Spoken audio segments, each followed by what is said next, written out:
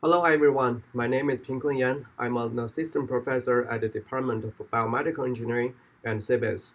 My research lab is Deep Imaging Analytics Lab. At this lab, we aim to create diversified and inclusive research group. Our research is supported by a number of funding agencies under the NIH.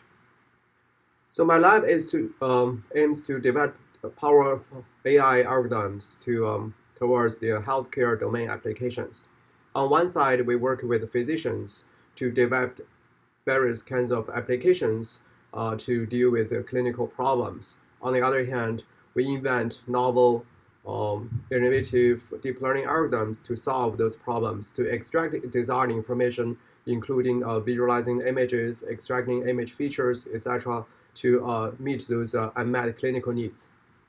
So here I include a couple of applications. In this application, we aim to predict all-cause mortality of patients by using their low-dose CT scans. So we actually incorporate both image information and the clinician assessment to predict the all-cause mortality. And further, on top of that research, we further developed a larger scale study, including more than 16,000 subjects. So those subjects mainly from the National Lung Screening Trial and also our clinical collaborator at MGH, Mass General Hospital.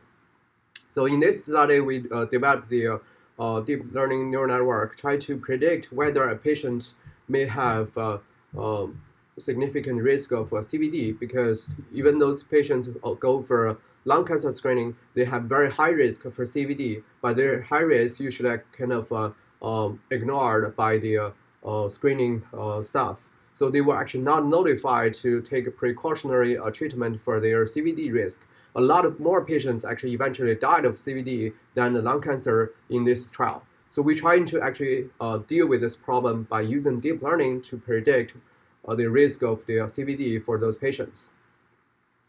So when the pandemic started last year, we also actually quickly maneuvered our research towards dealing with this pandemic.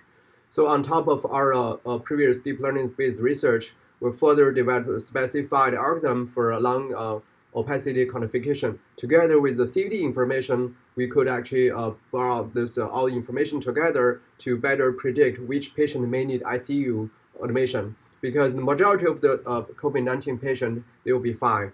If we can identify those high-risk patients early and give them aggressive, active treatment, precautionary treatment, their life could be saved.